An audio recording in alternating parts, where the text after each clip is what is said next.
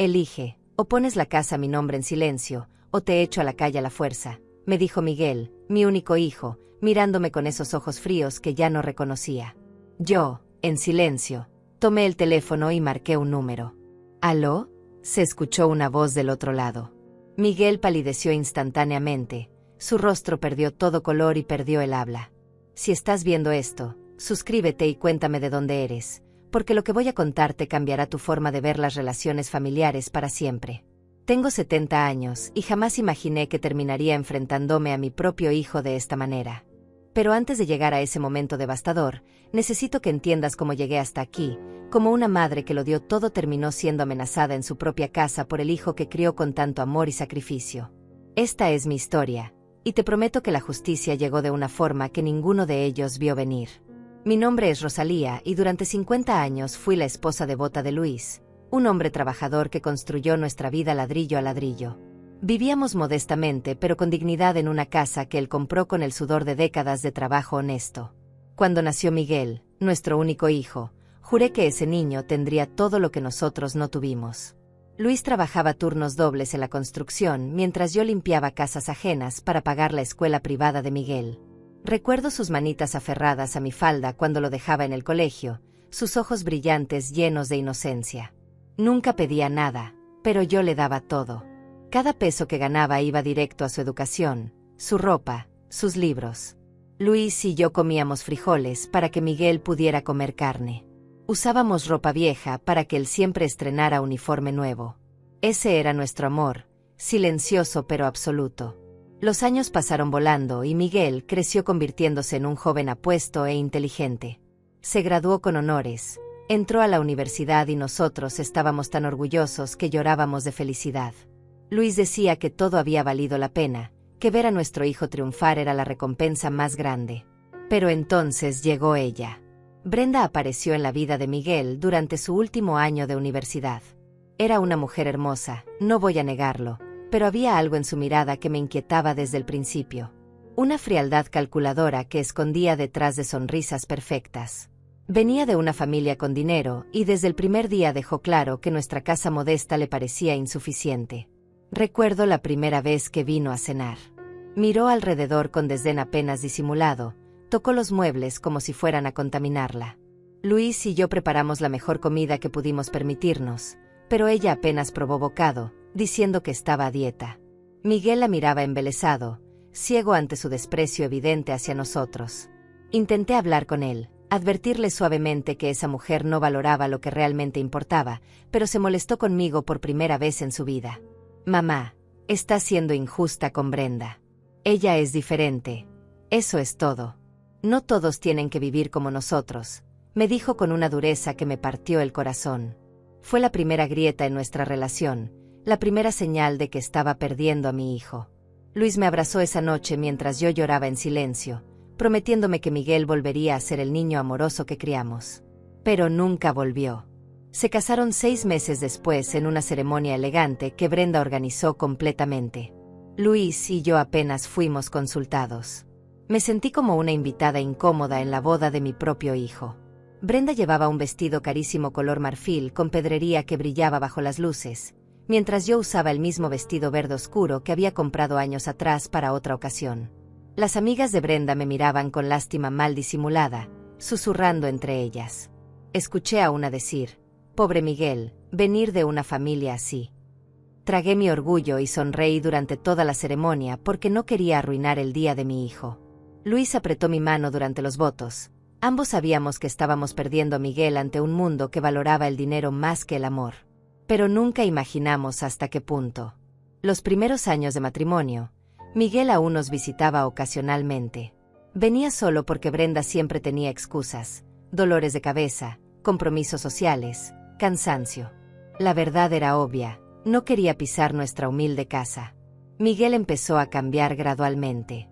Hablaba de inversiones, de propiedades, de oportunidades de negocio. Su trabajo en una empresa de bienes raíces le iba bien, pero nunca era suficiente para Brenda. «Mamá, ¿cuándo piensas vender esta casa? Es demasiado grande para ustedes dos solos. Podrían mudarse a un apartamento más pequeño y tener dinero extra», me sugirió un día durante una visita. Luis se puso tenso a mi lado. Esta casa era su orgullo, su legado, el resultado de 30 años de trabajo duro. Hijo, esta casa es nuestro hogar. Aquí creciste tú, aquí están nuestros recuerdos. No pensamos venderla, respondió Luis con firmeza. Miguel no insistió ese día, pero vi algo en sus ojos que me asustó. Codicia. Mi hijo miraba nuestra casa como si ya fuera suya, calculando su valor. Entonces Luis enfermó. Fue repentino y devastador. Un infarto masivo que casi no le dio tiempo de despedirse. Pasó sus últimas semanas en el hospital, debilitándose día a día mientras yo me aferraba a su mano rogándole que no me dejara sola.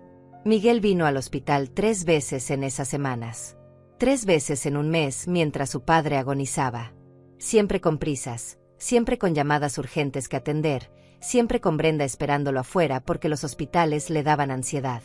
La última vez que Luis habló coherentemente, me agarró la mano con fuerza sorprendente y me dijo: Rosalía, no dejes que nadie te quite esta casa. Es tuya. Prométemelo. Yo le prometí sin entender realmente por qué insistía tanto. 2 días después, mi Luis se fue para siempre, dejándome sola en un mundo que de repente parecía demasiado grande y frío. El funeral fue un borrón de caras tristes y palabras vacías. Miguel lloró, lo vi llorar de verdad, y por un momento pensé que el dolor nos uniría nuevamente. Qué equivocada estaba. Brenda ni siquiera fingió estar afligida. Usó un vestido negro entallado completamente inapropiado para un funeral y pasó la ceremonia revisando su teléfono. Después del entierro, cuando todos se fueron, me quedé sola en mi casa por primera vez en 50 años. El silencio era ensordecedor. Cada rincón me recordaba a Luis, su risa, su voz, su presencia.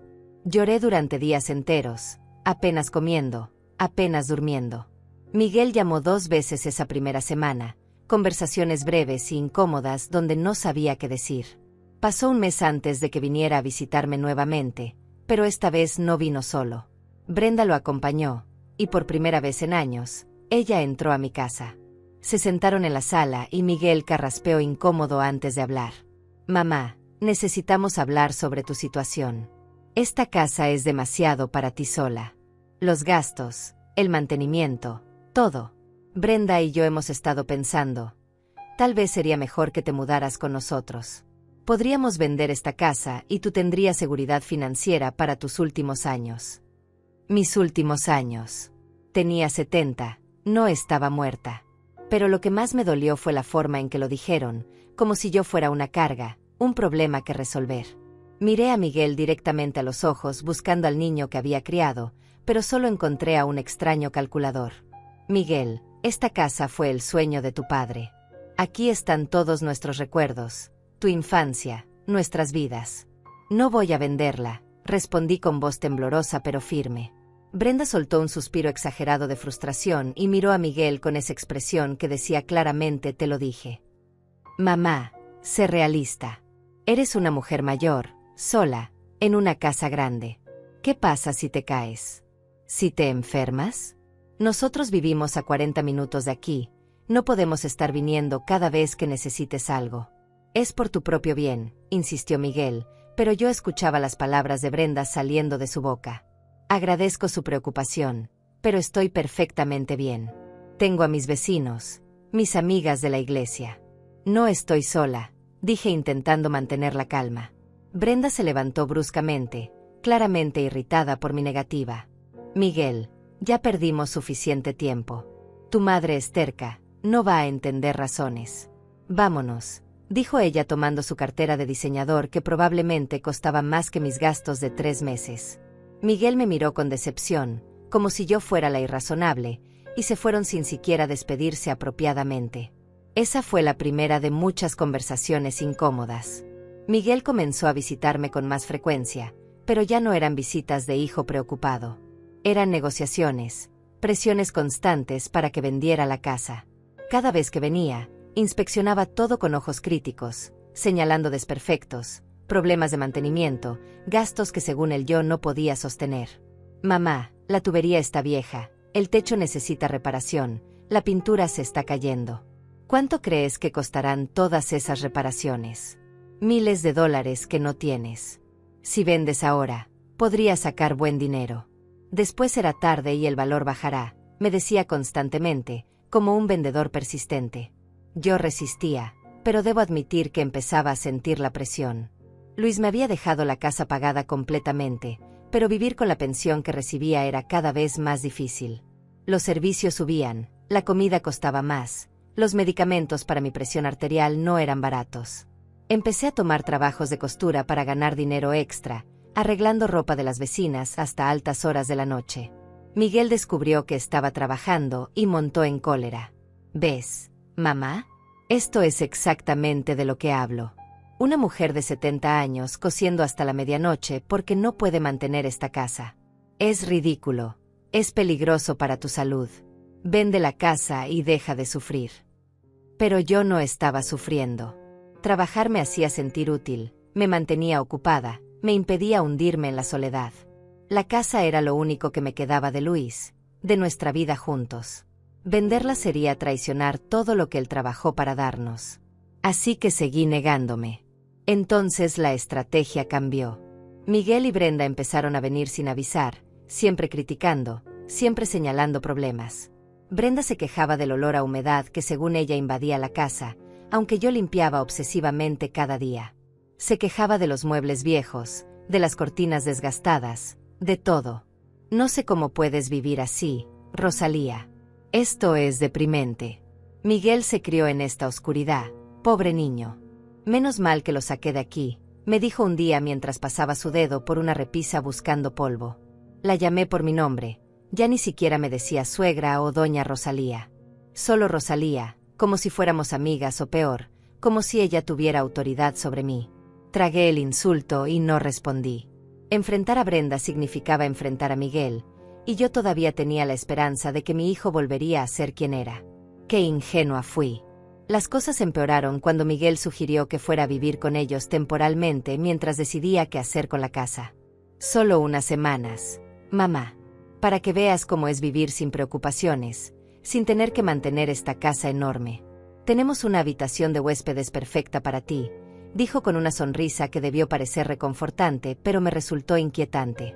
Acepté finalmente, agotada de la presión constante, pensando que tal vez un cambio de ambiente me ayudaría a aclarar mi mente.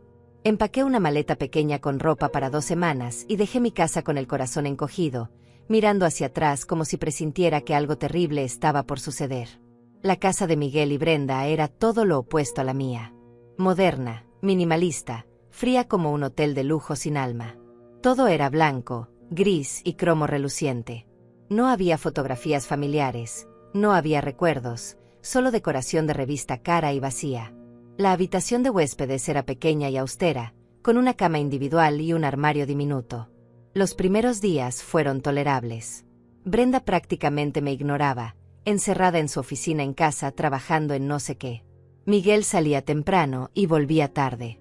Yo pasaba los días viendo televisión en la sala, sintiéndome como una intrusa en una casa que no era mía. Cocinaba ocasionalmente, intentando ser útil, pero Brenda se quejaba de los olores, diciendo que su cocina no era para preparar comida pesada. Después de una semana, Miguel vino a mi habitación con papeles en la mano. Mamá, he estado pensando. Ya que estás aquí y te sientes cómoda, ¿por qué no rentamos tu casa? Podríamos conseguir $1000 mensuales fácilmente. Ese dinero te ayudaría mucho y la casa no estaría vacía deteriorándose. Rentar mi casa. Dejar que extraños vivieran donde Luis y yo construimos nuestra vida. La idea me horrorizó. No, Miguel. Esa casa no es para rentar. Voy a volver pronto, solo necesitaba este descanso. Su expresión cambió instantáneamente. La máscara de hijo preocupado cayó y vi irritación genuina. Mamá, estás siendo irracional. Esa casa se está cayendo a pedazos vacía. Es un desperdicio. Papá habría querido que fueras práctica. No hables por tu padre. Luis quería que yo conservara esa casa, me lo hizo prometer antes de morir, respondí con más firmeza de la que había mostrado en meses. Miguel se fue de mi habitación dando un portazo, y escuché voces elevadas desde su cuarto. Brenda gritaba algo sobre la vieja terca y perder el tiempo. Esa noche decidí que volvería a mi casa al día siguiente. Había sido un error venir, Un error creer que Miguel realmente se preocupaba por mi bienestar. Pero cuando bajé a la mañana siguiente con mi maleta, encontré a Miguel y Brenda esperándome en la sala con expresiones serias. «Mamá, siéntate.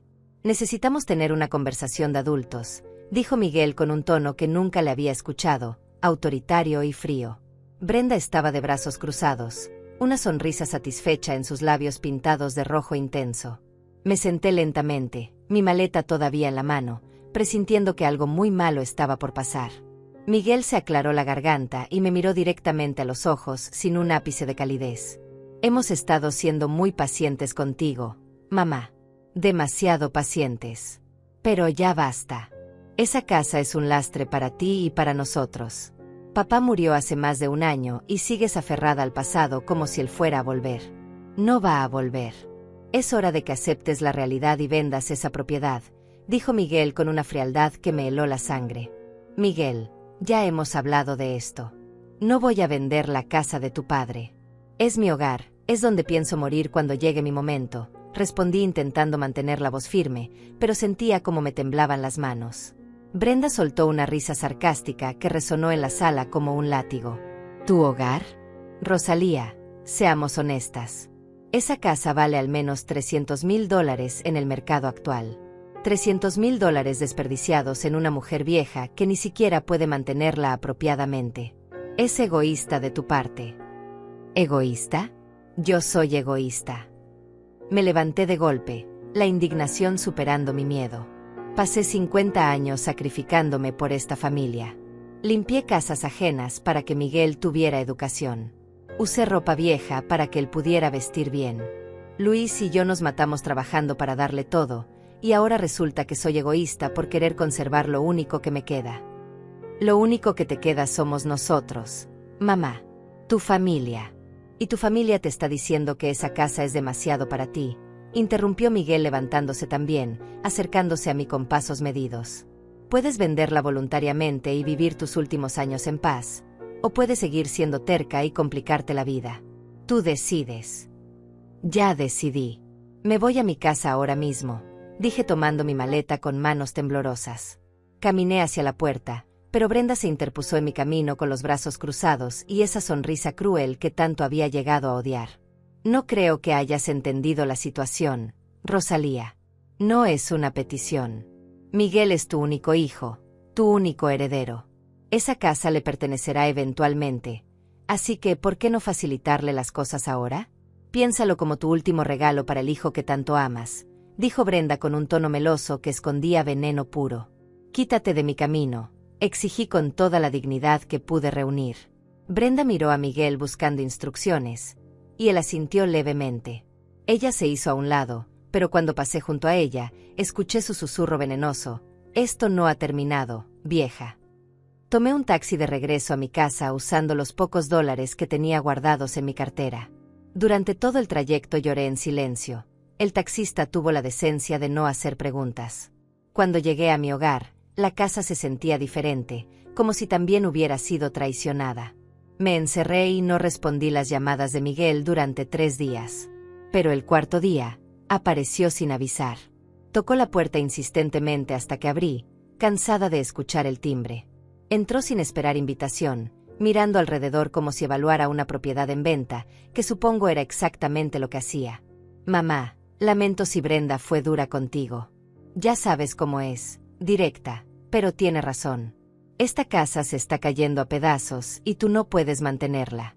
Mira esto», dijo señalando una mancha de humedad en el techo que había aparecido después de las últimas lluvias. «Esto va a costar miles de dólares reparar. ¿De dónde vas a sacar ese dinero? Vas a coser vestidos hasta los 80 años. Si es necesario, sí», respondí con terquedad que no sabía que aún poseía. Miguel suspiró dramáticamente, como si yo fuera una niña difícil que no entendía razones. «Está bien, mamá. Si quieres vivir así, adelante. Pero no esperes que yo esté viniendo cada vez que algo se rompa o necesites ayuda. Ya tengo suficientes responsabilidades», dijo dirigiéndose hacia la puerta. Antes de salir, se volteó con una expresión que no supe descifrar.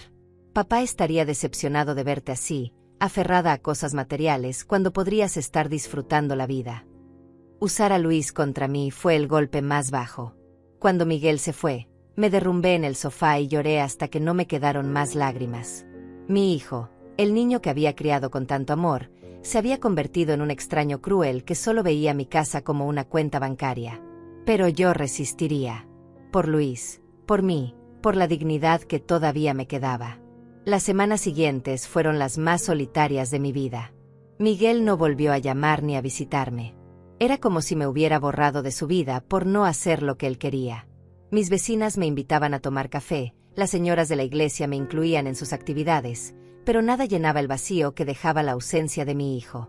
2 meses después de nuestra última pelea, Miguel apareció nuevamente. Esta vez no vino solo, Brenda lo acompañaba, y ambos tenían expresiones serias que me pusieron inmediatamente en alerta. Se sentaron en mi sala sin que los invitara, Brenda arrugando la nariz ante los muebles viejos como siempre hacía. «Mamá, venimos a hacerte una última oferta. Una oferta muy generosa considerando tu situación», comenzó Miguel sacando unos papeles de su maletín. «Brenda y yo hemos decidido comprar tu casa. Te daremos $200,000, que es un precio justo considerando el estado en que está. Con ese dinero puedes comprarte un apartamento pequeño y cómodo, y te quedará dinero para vivir tranquila tus últimos años». $200,000, cuando él mismo había dicho que valía $300,000. Querían estafarme y encima hacerlo parecer como un favor. «No está en venta, Miguel. Y definitivamente no te la vendería a ti por $100,000 menos de lo que vale». Brenda se levantó abruptamente, su paciencia claramente agotada. «¿Sabes qué, Rosalía? Ya me cansé de esto. Eres una vieja terca, egoísta y malagradecida. Miguel te ha ofrecido ayuda una y otra vez, y tú lo rechazas como si él fuera el enemigo. Esa casa va a ser nuestra, de una forma u otra. Podemos hacerlo por las buenas o por las malas». «¿Me estás amenazando en mi propia casa?», pregunté incrédula, mirando a Miguel esperando que defendiera a su madre. Pero él solo miraba al piso, cobarde hasta el final. «No es una amenaza, es una promesa. Miguel es tu único heredero. Cuando te mueras, que podría ser mañana considerando tu edad, esta casa será suya de todos modos. ¿Por qué no ahorrarnos a todos el drama y la entregas ahora? Así al menos verás algo de dinero antes de morirte», dijo Brenda con una sonrisa maliciosa que me hizo comprender que esta mujer era realmente malvada. «Fuera de mi casa. Ahora. Ambos», ordené con una voz que no reconocí, llena de furia y dolor. Miguel finalmente levantó la vista, y por un segundo vi algo parecido a la vergüenza en sus ojos. Pero fue solo un segundo. «Está bien, mamá. Nos vamos. Pero piénsalo bien. Esta es tu última oportunidad de hacer esto civilizadamente», dijo Miguel mientras Brenda ya caminaba hacia la puerta, taconeando fuerte contra el piso de madera como para dejar claro su desprecio. Cuando se fueron, cerré la puerta con llave y me deslicé hasta el suelo, mi espalda contra la madera, llorando desconsoladamente. Mi hijo me había amenazado. Mi propio hijo deseaba que me muriera pronto para quedarse con mi casa. El dolor era insoportable, físico, como si me hubieran arrancado el corazón del pecho. Esa noche no pude dormir. Cada ruido me asustaba, cada sombra parecía amenazante. Las palabras de Brenda resonaban en mi mente, de una forma u otra. ¿Qué significaba eso? ¿Hasta dónde eran capaces de llegar? No tuve que esperar mucho para descubrirlo. Una semana después, empezaron los problemas extraños. Primero fue el agua. Llegué a casa después de la iglesia y descubrí que no había presión, apenas salía un hilito delgado de los grifos. Llamé a la compañía de agua y me informaron que alguien había reportado una fuga y habían cerrado el suministro temporalmente. Pero yo no había reportado ninguna fuga, ni existía tal problema. «Debe ser un error, señora. Alguien llamó desde este domicilio hace 2 días. Tendremos que enviar un inspector y eso tomará al menos una semana», me dijeron con indiferencia burocrática. Una semana sin agua apropiada, teniendo que cargar cubetas de la casa de mi vecina. A mis 70 años, subiendo y bajando escaleras con baldes pesados. Después fue la electricidad. Llegó una factura astronómica, 4 veces más de lo normal. $500 que definitivamente no tenía. Cuando llamé a reclamar, me dijeron que el medidor mostraba un consumo altísimo, como si tuviera todos los electrodomésticos prendidos día y noche. Imposible, Yo apagaba todo religiosamente para ahorrar. Si no paga en 3 días, procederemos a cortar el servicio, señora, me advirtieron con tono mecánico. Tuve que usar los ahorros que tenía escondidos para emergencias, dinero que había estado guardando centavo a centavo durante años. Se esfumó en un instante para pagar una cuenta que no entendía. Entonces comprendí. No eran coincidencias. Alguien estaba saboteando mi vida, haciendo que vivir en mi propia casa fuera una pesadilla. Y solo había 2 personas con motivo para hacerlo. Miguel conocía todos los detalles de mi casa, había crecido aquí. Sabía dónde estaba el medidor, conocía mis rutinas, tenía copia de las llaves que yo nunca le había pedido devolver. Cambié las cerraduras inmediatamente, gastando más dinero que no tenía. El cerrajero me miró con pena cuando vio mis manos temblorosas mientras le pagaba. «¿Está bien, señora? ¿Hay alguien molestándola?», preguntó con genuina preocupación. Negué con la cabeza, demasiado avergonzada para admitir que quien me acosaba era mi propio hijo. Pero cambiar las cerraduras no detuvo los problemas. Una mañana encontré la cerca del jardín rota, como si alguien la hubiera pateado durante la noche. Otra vez, las plantas que cuidaba con tanto esmero aparecieron arrancadas y tiradas por el patio. Pequeñas crueldades diseñadas para quebrarme, para hacerme sentir insegura en mi propio hogar. Llamé a Miguel finalmente. Mi última esperanza era que tal vez no sabía lo que Brenda estaba haciendo. «Miguel, cosas extrañas están pasando en la casa. Creo que alguien está entrando cuando no estoy. ¿Podrías venir a revisar?». Hubo un silencio largo del otro lado de la línea. Demasiado largo. «Mamá, tal vez estás imaginando cosas. A tu edad, es normal que la mente juegue trucos. ¿Has considerado que quizás no es seguro para ti vivir sola? Estos episodios de paranoia son comunes en adultos mayores». Me estaba llamando loca. Mi propio hijo estaba invalidando mi realidad, haciéndome dudar de mí misma. «No estoy imaginando nada, Miguel. La cerca está rota, las facturas están alteradas, alguien reportó problemas falsos al servicio de agua. Esto es real. O tal vez estás tan estresada por mantener esa casa que empiezas a ver problemas donde no los hay. Esto solo confirma lo que he estado diciéndote, mamá. Esa casa es demasiado para ti. Véndela antes de que realmente pase algo malo», dijo con un tono que sonaba casi satisfecho, como si mis problemas validaran sus argumentos. Colgué sintiéndome más sola que nunca. No tenía a nadie a quien recurrir, nadie que me creyera. Mis vecinas eran amables pero ancianas como yo, incapaces de ayudar realmente.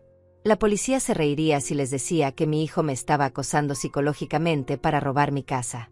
No tenía pruebas, solo una serie de incidentes que podían parecer simples coincidencias. Las noches se volvieron aterradoras.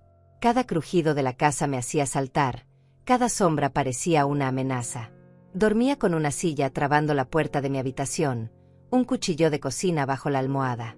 Así no era forma de vivir, pero prefería eso a rendirme. Un mes después del cambio de cerraduras, Miguel y Brenda aparecieron nuevamente. Esta vez no tocaron, simplemente estaban en mi porche cuando abrí la puerta para recoger el periódico. Me asusté tanto que casi grito. «Buenos días, mamá. Veo que cambiaste las cerraduras. Interesante decisión considerando que soy tu hijo», dijo Miguel con tono acusatorio, como si yo hubiera cometido alguna ofensa imperdonable.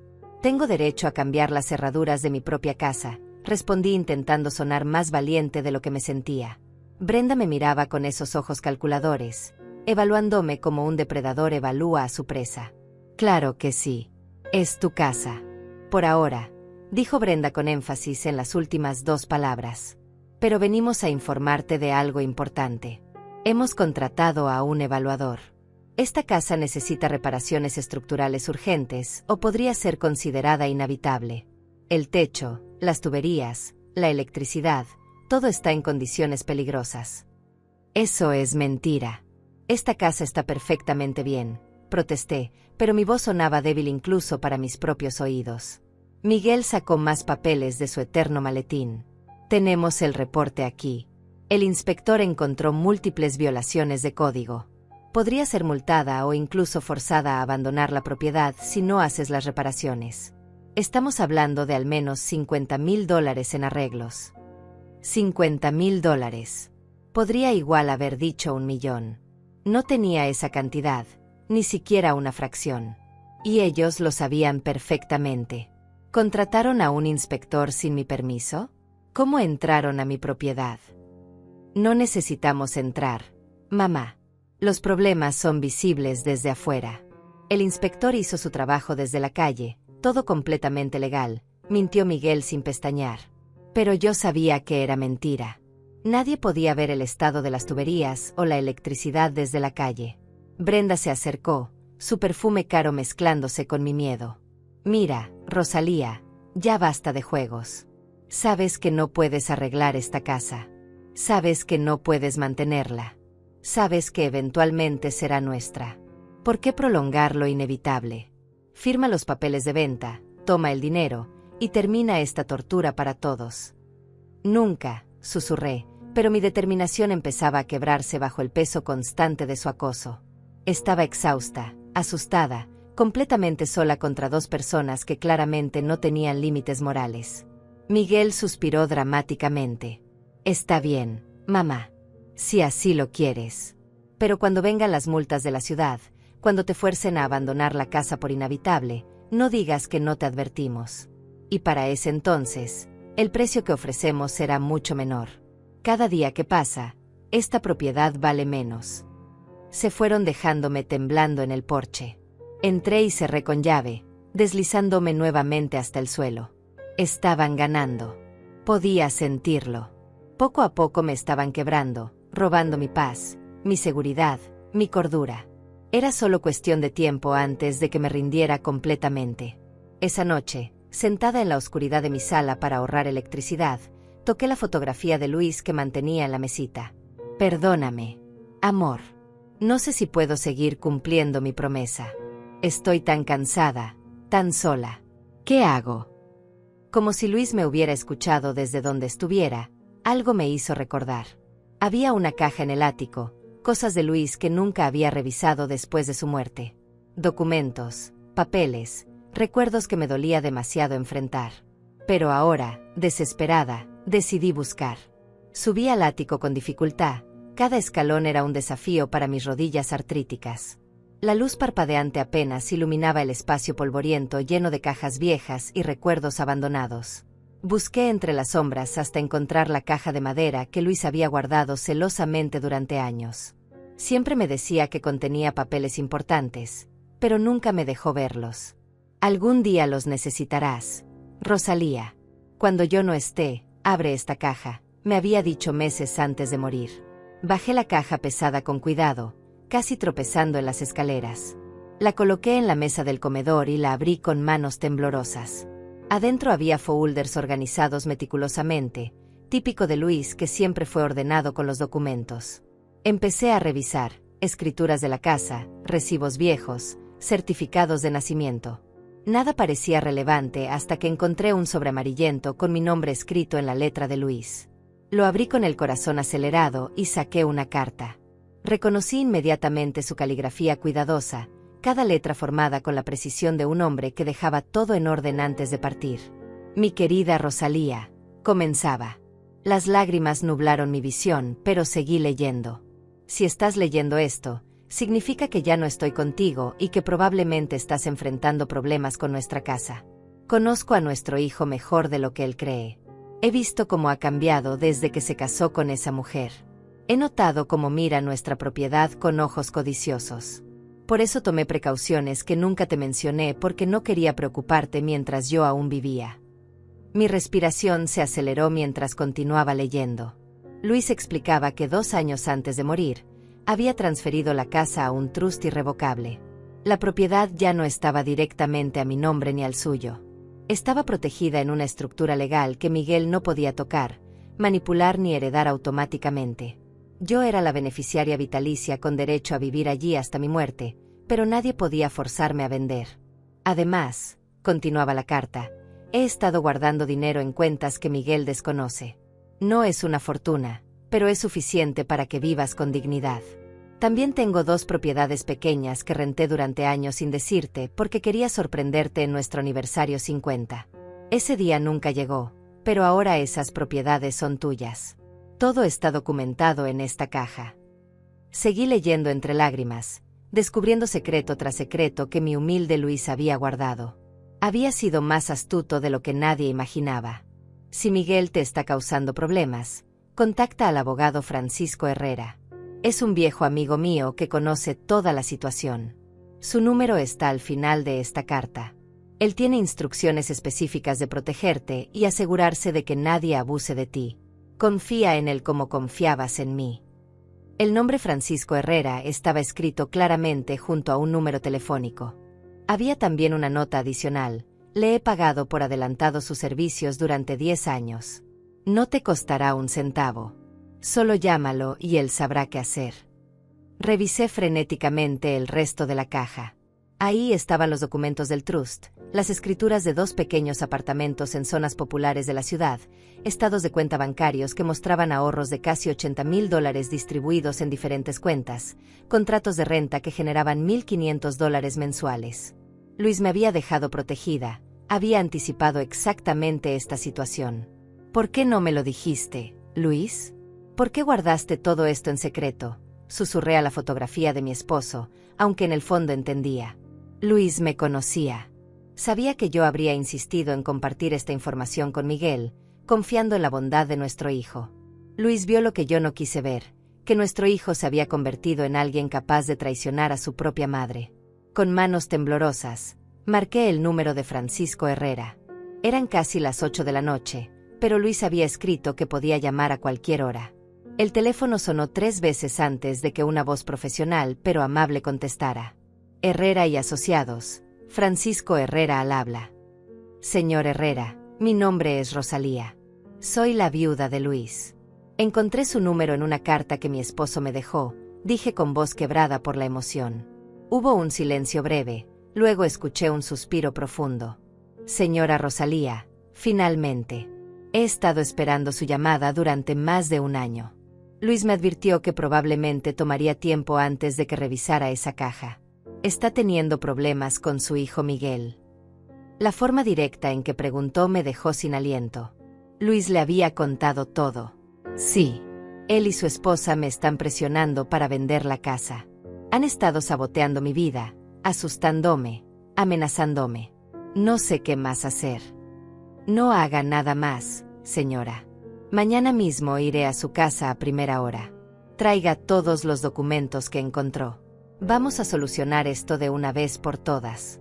Miguel y su esposa van a descubrir que meterse con usted fue el peor error de sus vidas, dijo Francisco con una firmeza que me hizo sentir protegida por primera vez en meses. Esa noche dormí mejor de lo que había dormido en 1 año. Sabía que Luis, incluso después de muerto, seguía cuidándome. Había sido mi ángel guardián, anticipando el peligro y dejándome las herramientas para defenderme. Miguel y Brenda pensaban que estaban acosando a una vieja indefensa, pero estaban muy equivocados. A las 9 de la mañana siguiente, Francisco Herrera tocó mi puerta. Era un hombre de unos 60 años, cabello gris perfectamente peinado, traje oscuro impecable y maletín de cuero profesional.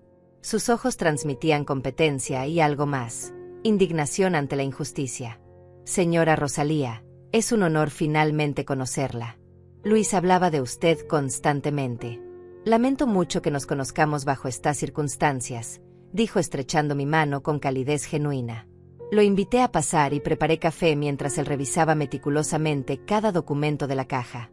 Esto es oro puro, murmuró mientras leía. Luis fue brillante. Este trust es completamente hermético. Su hijo no tiene absolutamente ningún derecho sobre esta propiedad mientras usted viva. Y aún después de su muerte, el trust tiene instrucciones específicas que Miguel tendrá que cumplir si quiere ver un solo centavo. ¿Qué tipo de instrucciones?, pregunté curiosa. Francisco sonrió de una manera que me hizo sentir que Luis había dejado una última sorpresa. Si Miguel se porta bien, respeta su memoria y la trata con dignidad hasta el final de sus días, entonces recibirá una herencia modesta. Pero si hay cualquier evidencia de maltrato, manipulación o abuso hacia usted, todo se dona a organizaciones de caridad. Luis dejó muy claro que prefería que su dinero ayudara a extraños antes que premiar a un hijo cruel. Me eché a reír por primera vez en meses. Mi Luis había pensado en todo. Pero hay más, continuó Francisco.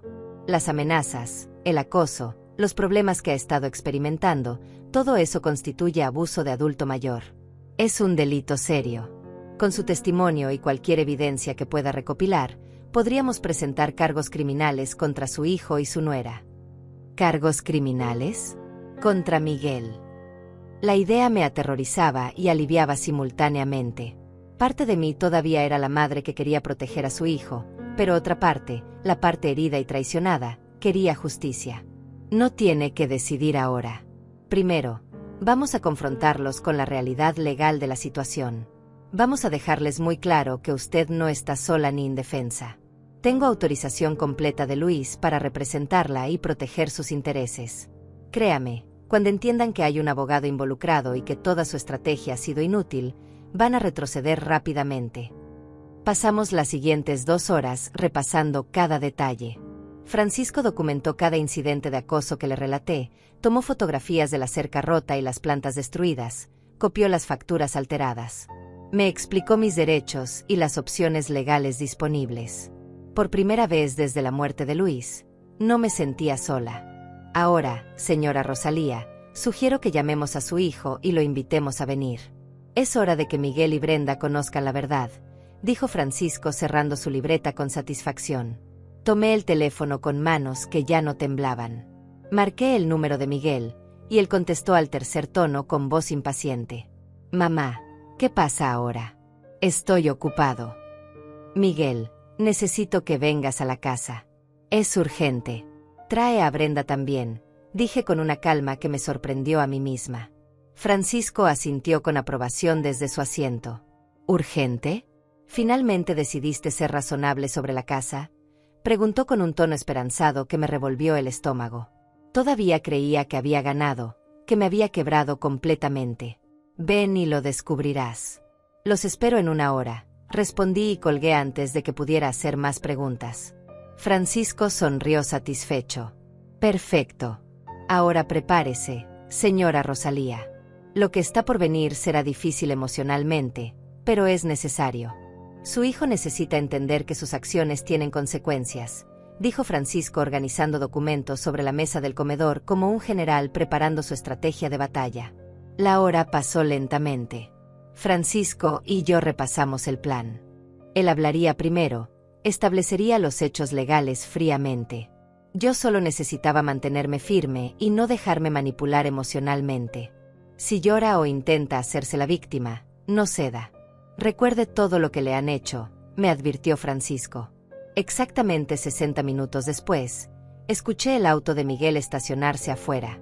Miré por la ventana y los vi bajarse, Miguel con expresión preocupada, Brenda con su perpetua cara de fastidio.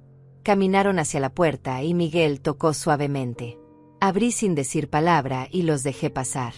Inmediatamente notaron a Francisco sentado en la sala, rodeado de documentos. La expresión de Miguel cambió de preocupación a confusión a alarma en cuestión de segundos. Mamá, ¿quién es él? ¿Qué está pasando aquí?, preguntó Miguel mirando entre Francisco y yo con creciente nerviosismo. Brenda, siempre más astuta, ya había identificado el maletín de abogado y su rostro palideció ligeramente. Siéntense, ordené señalando el sofá. Por primera vez en meses, mi voz sonaba autoritaria en mi propia casa. Miguel obedeció automáticamente, años de crianza superando su arrogancia actual. Brenda lo siguió reluctante, sus ojos calculadores evaluando la situación. Francisco se puso de pie y extendió su mano profesionalmente. Francisco Herrera, abogado de la señora Rosalía. Un placer conocerlos finalmente, aunque hubiera preferido que fuera bajo mejores circunstancias. Miguel no estrechó su mano, simplemente se quedó mirándolo boquiabierto. ¿Abogado? Mamá, ¿contrataste un abogado? ¿Para qué necesitas un abogado? No lo contraté yo. Tu padre lo hizo antes de morir. Francisco ha sido mi representante legal durante más de 1 año, solo que no lo sabía hasta anoche, expliqué disfrutando secretamente la expresión de pánico creciente en el rostro de Miguel. Brenda se inclinó hacia adelante, su voz cortante como siempre. No entiendo qué tiene que ver un abogado con nada. Esto es un asunto familiar privado. Francisco soltó una risa corta y sin humor. Dejó de ser un asunto privado cuando ustedes comenzaron a acosar, amenazar y sabotear a mi cliente. Pero antes de llegar a eso, hay ciertos hechos legales que necesitan entender. Tomó el primer documento de la pila y lo colocó frente a Miguel y Brenda. Esta es la escritura de la propiedad en la que estamos sentados. Como pueden ver, no está a nombre de la señora Rosalía directamente. Está en un trust irrevocable establecido por su padre hace 3 años. ¿Saben lo que significa irrevocable, Miguel? Miguel tomó el documento con manos temblorosas, sus ojos recorriendo las páginas sin comprender realmente lo que veía. Esto no puede ser real. Papá nunca mencionó ningún trust. Su padre era un hombre muy inteligente que anticipó exactamente esta situación. El trust protege esta propiedad de cualquier reclamación, venta forzada o manipulación. La señora Rosalía tiene derecho vitalicio de habitación. Nadie, absolutamente nadie, puede obligarla a vender o transferir esta propiedad. Ni siquiera ella misma puede venderla sin la aprobación del trustee, que casualmente soy yo, explicó Francisco con satisfacción profesional. Brenda arrebató el documento de las manos de Miguel, leyendo frenéticamente. Su rostro pasó de pálido a rojo de furia. Esto es absurdo. Debe haber una forma de romper este trust. Luis estaba enfermo cuando lo firmó, claramente no estaba en su sano juicio. Cuidado con lo que dice, señora. Tengo declaraciones médicas completas que prueban que Luis estaba perfectamente lúcido cuando estableció el trust. Cualquier intento de impugnarlo será inútil y costoso. Créanme, este trust fue diseñado por los mejores abogados especialistas en planificación patrimonial. Es absolutamente hermético, respondió Francisco con tono helado. Miguel se hundió en el sofá, la realidad golpeándolo como un mazo. Todo su plan, todos los meses de acoso y manipulación, completamente inútiles. La casa nunca estuvo realmente a su alcance. Pero eso no es todo, continuó Francisco sacando más documentos. Resulta que su padre también poseía 2 propiedades adicionales que ustedes desconocían. Apartamentos rentados que generan ingresos mensuales constantes. Además de cuentas bancarias con ahorros sustanciales. Todo protegido, todo fuera de su alcance. Eso es imposible. Papá era un trabajador de construcción. No tenía ese tipo de dinero, exclamó Miguel poniéndose de pie, su negación transformándose en desesperación. Su padre trabajó duro durante 50 años y fue extremadamente cuidadoso con su dinero. A diferencia de ustedes, él entendía el valor del ahorro y la planificación. También entendía, tristemente, que su hijo había cambiado y necesitaba proteger a su esposa de la codicia de ustedes, dijo Francisco sin suavizar sus palabras. Yo permanecí sentada en silencio, observando cómo se desmoronaba la arrogancia de Miguel. Era doloroso ver a mi hijo así, pero también liberador. Finalmente entendía que no podía manipularme más. Brenda se volvió hacia mí con furia apenas contenida. Esto es tu culpa, Rosalía. Tú envenenaste a Luis contra nosotros. Le metiste ideas en la cabeza de que queríamos robarte. Nada de esto habría pasado si hubiera sido razonable desde el principio. Suficiente. La voz de Francisco resonó en la sala con autoridad. No se atreva a culpar a mi cliente por su propia avaricia. Tengo documentación extensa de todo lo que le han hecho a la señora Rosalía durante el último año. Las amenazas, el sabotaje, la manipulación psicológica. Todo constituye abuso de adulto mayor, que es un delito federal con consecuencias muy serias. Miguel levantó la vista bruscamente. ¿Delito? No hicimos nada ilegal. Solo queríamos ayudar a mamá. Ayudarla. Francisco soltó una risa amarga. Reportar falsas emergencias al servicio de agua. Manipular el medidor eléctrico para inflar las facturas. Destruir propiedad.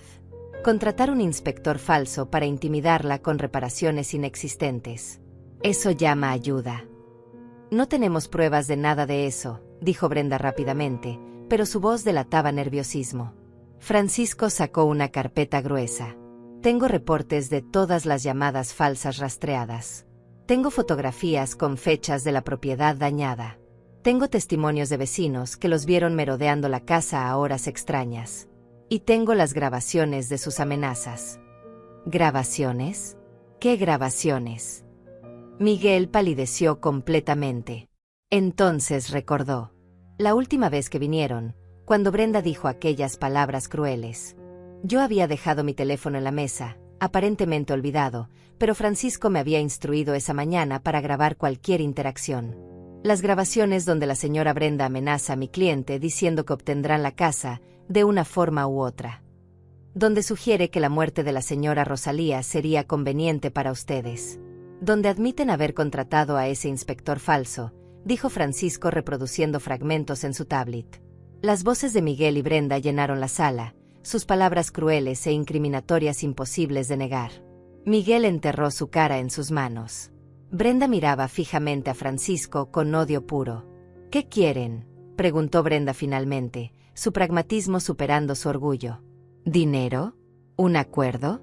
Todo el mundo tiene un precio. Lo que queremos es muy simple, respondió Francisco cerrando su tablet. Van a dejar a la señora Rosalía completamente en paz. No más llamadas, no más visitas no invitadas, no más amenazas de ningún tipo. Van a desaparecer de su vida a menos que ella, por su propia voluntad, decida contactarlos. Y van a firmar un documento legal reconociendo que no tienen ningún derecho sobre esta propiedad ni ahora ni en el futuro. Miguel levantó la cabeza, sus ojos rojos y llorosos. Mamá, por favor. No puedes hacer esto. Soy tu hijo. Cometimos errores, lo admito, pero no merecemos esto. Papá no habría querido que nos castigaras así. Por primera vez en meses, realmente miré a mi hijo. Vi al hombre que se había convertido, débil, manipulador, controlado por su esposa codiciosa. Pero también vi destellos del niño que había sido, y mi corazón se partió nuevamente. Tu padre hizo exactamente lo que tenía que hacer para protegerme. Miguel. Él vio lo que yo no quise ver hasta que fue demasiado tarde. Entonces, ¿qué? ¿Nos vas a demandar? ¿Vas a meter a tu propio hijo a la cárcel?, preguntó con voz quebrada, intentando despertar mi instinto maternal. Francisco intervino antes de que pudiera responder. Eso depende enteramente de ustedes.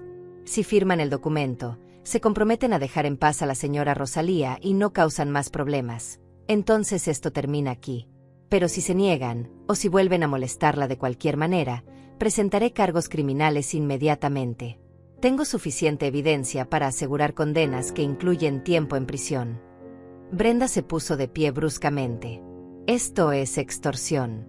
Estás usando amenazas legales para obligarnos a renunciar a nuestros derechos. Ningún juez aceptaría esto. Llámelo como quiera, señora. Pero le aseguro que cualquier juez verá exactamente lo que es. Un hijo abusivo y su esposa manipuladora acosando a una mujer de 70 años para robarle su casa. Los medios también adorarían esta historia. Puedo ver los titulares. Ejecutivo de bienes raíces acosa a su propia madre anciana. ¿Cómo cree que eso afectaría su carrera, Miguel? Miguel se encogió ante la mención de su trabajo. Era gerente en una prestigiosa empresa de bienes raíces donde la reputación lo era todo. Un escándalo así lo destruiría profesionalmente. Brenda también lo comprendió. Vi cómo calculaba rápidamente las consecuencias. Déjanos ver ese documento, exigió Brenda extendiendo la mano. Francisco le entregó varios papeles engrapados. Ella leyó rápidamente, sus labios apretándose más con cada párrafo. Esto dice que renunciamos a cualquier herencia futura, que no tenemos derecho a nada cuando Rosalía muera. Correcto. El trust tiene instrucciones muy específicas. Si hay evidencia de maltrato, abuso o manipulación hacia la señora Rosalía, toda la herencia se dona a organizaciones de caridad. Este documento simplemente formaliza lo que ya es realidad. Ustedes destruyeron su relación con ella, y las consecuencias son que no recibirán recompensa por su crueldad, explicó Francisco sin emoción. Miguel me miró con desesperación genuina. Mamá, ¿de verdad vas a hacer esto? ¿Vas a dejarme sin nada? Soy tu único hijo.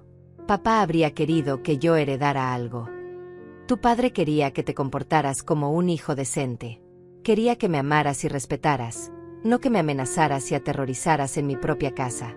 Tuviste todas las oportunidades del mundo para ser el hombre que él te crió para ser, pero elegiste ser esto, dije señalando los documentos que probaban su crueldad. Las lágrimas corrían libremente por el rostro de Miguel ahora. Lo siento, mamá. Lo siento tanto. Brenda tenía razón, necesitábamos dinero, tenemos deudas enormes, Pensé que si conseguíamos la casa podríamos venderla y solucionar todo. Pero nunca quise lastimarte, lo juro. Finalmente la verdad salía. No era solo codicia, estaban desesperados financieramente. Probablemente viviendo muy por encima de sus posibilidades, aparentando un estilo de vida que no podían costear. Mi casa representaba su salvación financiera, sin importar lo que me costara a mí. Las malas decisiones financieras no justifican el abuso, Miguel. Hay 1000 maneras en que podrías haber manejado tus problemas sin destruir a tu propia madre, dijo Francisco con tono severo. Brenda dejó caer los papeles sobre la mesa con furia. Bien. Firmaremos tu estúpido documento. Pero esto no termina aquí, Rosalía. Nos aseguraremos de que pases tus últimos años completamente sola. Ningún nieto conocerá jamás a su abuela. Morirás sin familia, sin nadie que te recuerde. Sus palabras fueron como puñales, diseñadas para causar el máximo dolor. Y funcionaron. La idea de morir sola, sin conocer a posibles nietos, era aterradora. Pero Francisco se levantó inmediatamente, enfrentando a Brenda. Esa amenaza acaba de ser grabada también. Alienación familiar intencional. Puedo agregar eso a la demanda si quiere. Siga hablando, señora, cada palabra la entierra más profundo, advirtió con voz helada. Miguel agarró a Brenda del brazo. Cállate. Ya hiciste suficiente daño. Se volvió hacia Francisco derrotado. Firmaremos. Dame el documento. Francisco colocó las páginas frente a ellos con 2 plumas. Miguel firmó primero, su mano temblando tanto que la firma era apenas legible. Brenda firmó con trazos furiosos, prácticamente rasgando el papel con la fuerza de su escritura. Francisco recogió los documentos, los revisó cuidadosamente y los guardó en su maletín. Perfecto. Ahora, escúchenme muy bien ambos.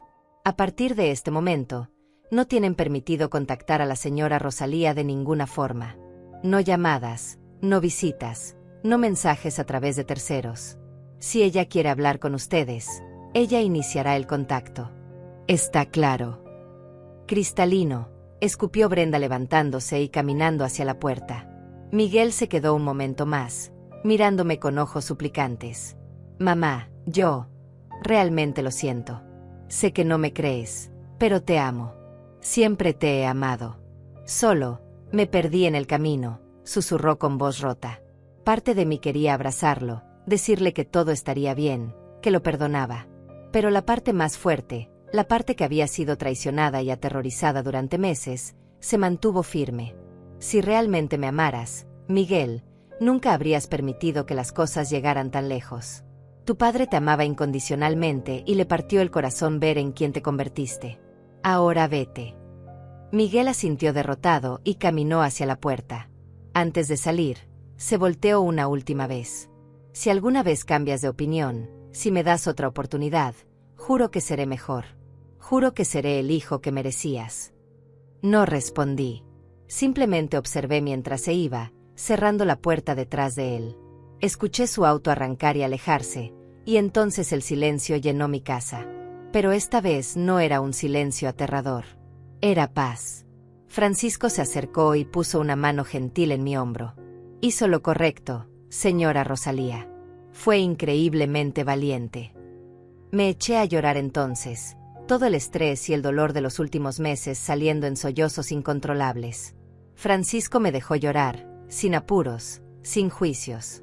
Cuando finalmente me calmé, me ofreció un pañuelo y se sentó frente a mí. ¿Y ahora qué?, pregunté con voz ronca de tanto llorar. ¿Qué hago con mi vida ahora que mi único hijo está muerto para mí? Ahora vive, señora Rosalía. Vive la vida que Luis quería para usted. Tiene seguridad financiera, tiene su casa, tiene su libertad. Y en cuanto a estar sola, eso no es verdad. Tengo instrucciones de Luis de revisar regularmente cómo está. Además, Luis estableció un fondo para que usted pueda viajar, perseguir pasatiempos, hacer lo que siempre quiso hacer pero no pudo por falta de recursos. Saqué más documentos de su maletín. Había una carta adicional de Luis que no había visto en la caja. Francisco me la entregó con una sonrisa suave. Luis me pidió que le diera esto solo después de resolver la situación con Miguel. Abrí la carta con manos temblorosas. Mi amada Rosalía, comenzaba. Si estás leyendo esto, significa que Francisco ya confrontó a Miguel y tú estás a salvo. Sé que duele, sé que tu corazón está roto. Pero necesito que entiendas algo. Tú no fallaste como madre. Nosotros hicimos todo bien. A veces los hijos simplemente eligen caminos que no podemos controlar. Pero tu vida no termina porque Miguel eligió mal. Tienes tanto por vivir todavía. He dejado suficiente dinero para que hagas todo lo que siempre soñaste. Visita París como siempre quisiste. Toma clases de pintura. Únete a grupos de tu iglesia. Haz amigas nuevas. Vive, mi amor. Vive por ambos ahora que yo no puedo estar ahí. Y si Miguel alguna vez cambia realmente, si se convierte en el hombre que criamos, sabrás en tu corazón si darle otra oportunidad. Pero nunca te conformes con menos del respeto que mereces. Te amo eternamente. Luis. Lloré nuevamente, pero estas lágrimas eran diferentes. Eran de gratitud, de amor, de alivio. Luis me había protegido incluso desde la tumba. Los días siguientes a la confrontación fueron extraños. Mi casa se sentía diferente, más liviana, como si un peso oscuro hubiera sido finalmente levantado. Francisco cumplió su palabra y me visitó regularmente, ayudándome a entender todas las finanzas que Luis había dejado organizadas. Resultó que mi situación económica era mucho mejor de lo que jamás imaginé. Los apartamentos que Luis compró hace 15 años ahora valen el triple. Las rentas generan $1,500 mensuales después de gastos. Sumado a su pensión y los ahorros, usted tiene más de $3,000 mensuales de ingreso. Es más que suficiente para vivir cómodamente, me explicó Francisco mientras revisábamos estados de cuenta en mi comedor. $3,000 mensuales. Nunca en mi vida había tenido esa cantidad disponible. Luis y yo siempre vivimos con lo justo, ahorrando cada centavo para Miguel. Y ahora, irónicamente, tenía abundancia precisamente porque Miguel había mostrado su verdadera naturaleza. Luis también estableció un fondo especial de $50,000 específicamente para que usted lo use en cosas que le traigan alegría. Viajes, hobbies, lo que sea que su corazón desee. Él quería que finalmente vivieras para ti misma, continuó Francisco con una sonrisa cálida. La culpa me invadió inmediatamente. No puedo gastar ese dinero en mí. Se siente mal, egoísta. Debería guardarlo para emergencias. Francisco me miró con firmeza. Señora Rosalía, con todo respeto, esa mentalidad es exactamente lo que Luis quería que superara. Usted pasó 70 años viviendo para otros. Primero para Luis, luego para Miguel. Es tiempo de vivir para usted misma. Esas fueron las palabras exactas de Luis. Me hizo prometerle que me aseguraría de que gastara ese dinero en su felicidad. Sus palabras me hicieron llorar nuevamente. Lloraba mucho últimamente, pero ya no eran lágrimas de miedo o dolor. Eran lágrimas de liberación, de duelo por el tiempo perdido, de gratitud por el amor de Luis que continuaba protegiéndome. Pasaron 2 semanas sin noticias de Miguel o Brenda. El silencio era perturbador al principio, después de meses de acoso constante, pero gradualmente me acostumbré. Mis vecinas notaron el cambio en mí. Rosalía, te ves diferente. Más joven, más feliz, me dijo mi vecina Griselda mientras tomábamos café en su jardín. Le conté todo. No pude guardar el secreto. Griselda me escuchó con la boca abierta, ocasionalmente interrumpiendo con exclamaciones de indignación. Ese Miguel. Y yo que siempre pensé que era un buen hijo. Gracias a Dios que Luis te protegió. Ese hombre te amaba con locura, Rosalía. Fue liberador compartir mi historia. Griselda me conectó con otras mujeres del vecindario, y pronto me encontré rodeada de amigas verdaderas que me apoyaban. Empecé a salir más, a participar en actividades de la iglesia, a vivir en lugar de solo existir. Un mes después de la confrontación, Francisco me llamó con noticias. Señora Rosalía, necesito informarle algo. Miguel y Brenda están enfrentando serios problemas. Al parecer, tenían deudas con personas peligrosas. Prestamistas ilegales. La presión financiera era real, aunque eso no excusa su comportamiento hacia usted. ¿Están en peligro?, pregunté, y me odié a mí misma por todavía preocuparme. Francisco suspiró. Honestamente, sí. Pero hay más. Miguel perdió su trabajo. La empresa se enteró de ciertos comportamientos no éticos en sus tratos con clientes. Aparentemente, este no es el primer caso donde ha intentado manipular a personas mayores para vender propiedades. Lo despidieron y hay investigaciones en curso. Mi corazón se hundió. A pesar de todo, seguía siendo mi hijo. ¿Qué va a pasar con él? Eso depende de él, señora. Puede enfrentar sus problemas con honestidad o seguir cavando su propia tumba. Pero pensé que debía saberlo por si intenta contactarla nuevamente. Es probable que venga buscando ayuda financiera ahora que está desesperado. Francisco tenía razón. 3 días después, mi teléfono sonó a medianoche. Era Miguel. Dudé antes de contestar, pero finalmente lo hice. Mamá. Su voz sonaba rota, desesperada. Mamá, sé que no tengo derecho a pedirte nada, pero estoy en problemas serios. Perdí mi trabajo. Brenda me dejó. Tengo gente buscándome por deudas. No tengo a dónde ir, no tengo a nadie más. Cada palabra era un puñal en mi corazón maternal. Quise ayudarlo inmediatamente, invitarlo a casa, darle dinero, resolver sus problemas. Pero recordé las palabras de Luis: nunca te conformes con menos del respeto que mereces. Miguel, lamento escuchar que estás pasando por momentos difíciles. Pero las consecuencias de tus acciones no son mi responsabilidad. Tuviste oportunidades de hacer las cosas bien y elegiste el camino fácil, el deshonesto, respondí con voz temblorosa pero firme. Mamá, por favor. Podrían matarme. Estos tipos no juegan. Necesito $20,000 para pagarles. Sé que papá te dejó dinero. Por favor, soy tu hijo. No puedes dejarme morir, suplicó entre sollozos. $20,000. Una fortuna que yo tenía, pero que había sido ganada con el sudor y sacrificio de Luis. ¿Brenda realmente te dejó?, pregunté, evadiendo su petición. Sí. En cuanto perdí el trabajo, empacó sus cosas y se fue. Dijo que no se casó conmigo para ser pobre. Me usó, mamá.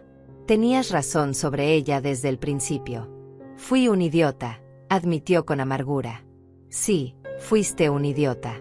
Pero no por casarte con Brenda. Fuiste un idiota por permitir que ella te convirtiera en alguien capaz de amenazar y aterrorizar a su propia madre. Brenda no te obligó a hacer esas cosas, Miguel. Tú elegiste hacerlas, dije sin suavizar mis palabras. Silencio del otro lado. Luego escuché su respiración entrecortada. Tienes razón. Todo es mi culpa. He destruido todo lo que papá construyó. He destruido nuestra relación. He destruido mi vida. Quizás sea mejor si esos tipos me encuentran. Al menos así terminaría todo. Su tono suicida me asustó. Llamé a Francisco inmediatamente después de colgar. Él contactó a las autoridades y se aseguró de que Miguel fuera ubicado y puesto bajo supervisión temporalmente. No lo hice por Miguel, me dije a mí misma. Lo hice porque Luis no habría querido que su hijo muriera, sin importar lo que hubiera hecho. Francisco me visitó al día siguiente. Miguel está bien físicamente. Está en un refugio temporal y hay organizaciones ayudándolo con sus problemas de deuda. También le conseguí una cita con un terapeuta. Necesita ayuda profesional seria, señora Rosalía. No solo para sus problemas actuales, sino para entender por qué tomó las decisiones que tomó. ¿Debería ayudarlo financieramente?, pregunté, todavía conflictuada entre mi instinto maternal y mi necesidad de protegerme. Francisco me miró con comprensión. Esa decisión es completamente suya. Pero le diré lo que Luis me dijo cuando establecimos el trust. Si Miguel alguna vez está verdaderamente arrepentido, verdaderamente cambiado, Rosalía lo sabrá en su corazón. Pero el cambio real toma tiempo y esfuerzo. No se compra con dinero. Si le das dinero antes de que cambie realmente, solo lo habilitarás para seguir por el mismo camino destructivo. Sabias palabras de un hombre sabio. Decidí seguir el consejo de Luis. No le daría dinero a Miguel, pero pagaría por su terapia y me aseguraría de que tuviera un lugar seguro donde quedarse mientras resolvía sus problemas. Ayuda, sí. Rescate, no. Los meses siguientes fueron de transformación para ambos. Miguel empezó terapia intensiva y lentamente comenzó a trabajar en sus problemas. Consiguió un trabajo humilde en una ferretería, ganando una fracción de lo que ganaba antes, pero era trabajo honesto. Yo, por mi parte, comencé a vivir realmente por primera vez en décadas. Tomé clases de pintura en el centro comunitario. Resultó que tenía talento para el arte que nunca había explorado. Me uní a un grupo de viaje de la iglesia y visité lugares que solo había visto en televisión. Hice amigas genuinas que me valoraban por quien era, no por lo que podía darles. 6 meses después de la confrontación, Miguel me escribió una carta. No la esperaba, pero Francisco me la entregó después de revisarla primero. Querida mamá, comenzaba. Sé que no merezco tu perdón. Sé que las palabras no pueden borrar el daño que te causé. Pero necesito que sepas que finalmente entiendo. Entiendo el sacrificio que tú y papá hicieron por mí. Entiendo que tu casa no era solo una propiedad, era el símbolo de todo lo que papá trabajó para darnos. Entiendo que cuando te amenacé, traicioné todo el amor que me dieron. Estoy en terapia, trabajando en mí mismo. No te pido nada, solo quiero que sepas que estoy tratando de convertirme en el hombre que papá crió, el hombre que merecías como hijo. Con amor y arrepentimiento eterno, Miguel. Lloré al leer la carta. La carta de Miguel permaneció en mi mesa de noche durante semanas. La releía cada noche antes de dormir, buscando señales de sinceridad genuina o manipulación escondida. Después de tanto dolor, era difícil confiar nuevamente. Pero algo en sus palabras sonaba diferente esta vez. No pedía nada, no exigía nada, solo expresaba arrepentimiento. Francisco me visitó 3 meses después con más noticias. Miguel ha estado asistiendo a terapia religiosamente. Su terapeuta me contactó con su permiso para informarle que está haciendo progreso real. También ha comenzado a asistir a reuniones de deudores anónimos y está trabajando un plan para pagar sus deudas honestamente, aunque le tome años. ¿Mencionó algo sobre mí?, pregunté, odiándome por querer saber. Habla de usted constantemente en terapia, según me dijeron.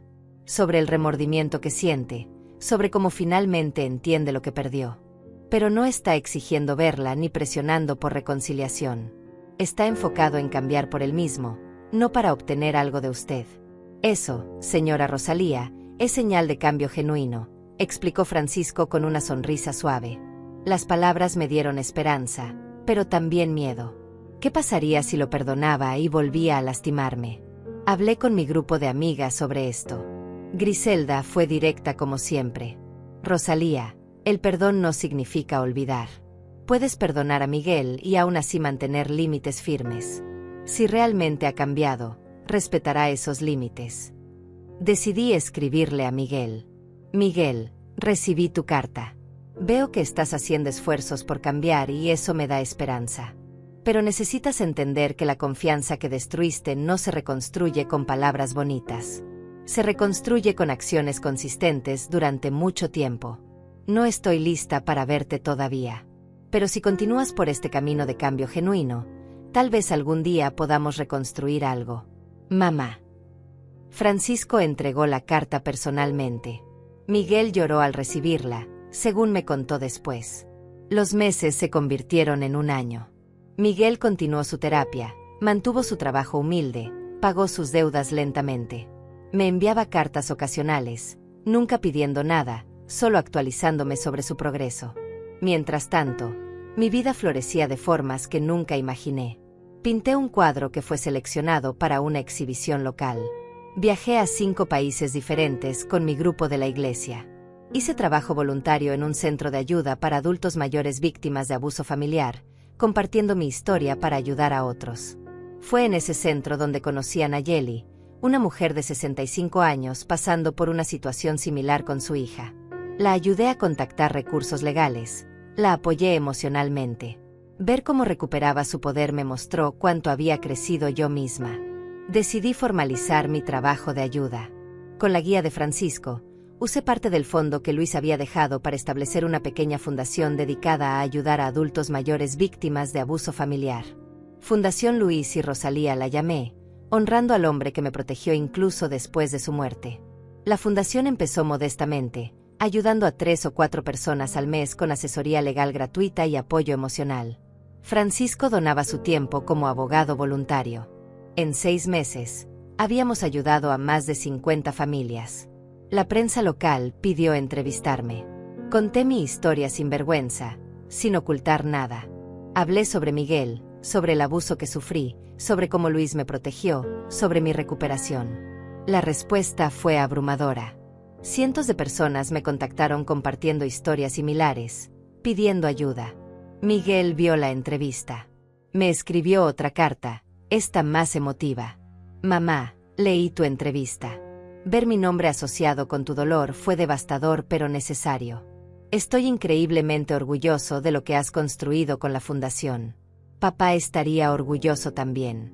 Algún día, si me lo permites, me gustaría ayudar en la fundación como voluntario. Solo si tú quieres, cuando tú quieras. Esa carta fue diferente. No había autocompasión ni manipulación, solo reconocimiento genuino de su responsabilidad y respeto por mis límites. Después de 18 meses y consultarlo con mi terapeuta, decidí darle una oportunidad. Le pedí a Francisco que organizara un encuentro en su oficina, Territorio Neutral. El día del encuentro, Miguel se veía diferente. Había perdido peso, se veía cansado, pero sus ojos mostraban humildad genuina. Hola, mamá. Gracias por verme. Sé que no lo merezco, dijo suavemente, respetando mi espacio. Tienes 5 minutos para hablar, dije con voz firme. Miguel asintió, lágrimas en sus ojos.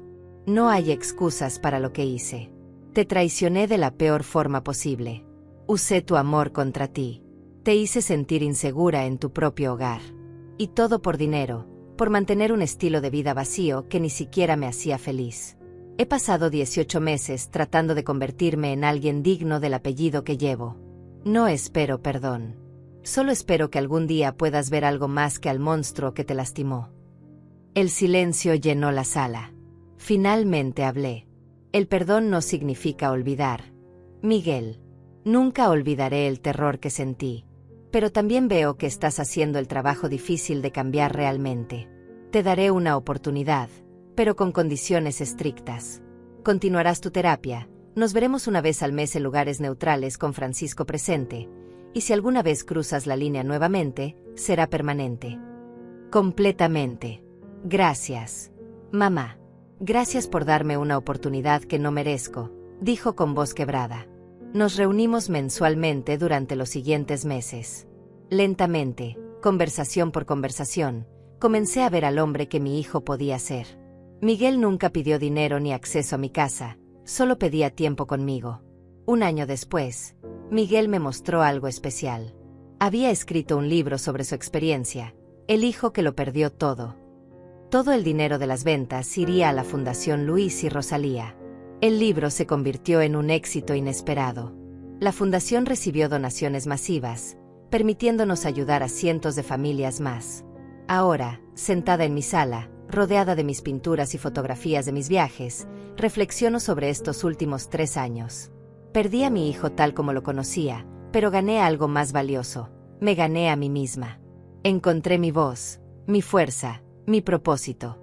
Miguel y yo tenemos una relación nueva ahora, construida sobre respeto mutuo. Él ha ganado mi respeto nuevamente mediante años de acciones consistentes.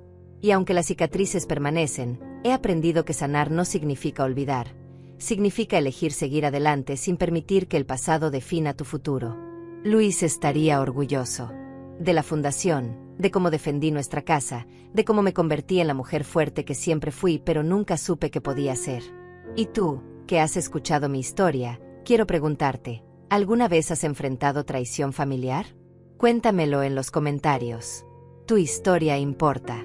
Recuerda, nunca es tarde para defenderte, para exigir el respeto que mereces. Como me enseñó Luis, el verdadero amor nunca te pide que traiciones tu dignidad. Y si yo pude salir adelante a mis 70 años, tú también puedes. La justicia a veces tarda, pero cuando llega, es dulce.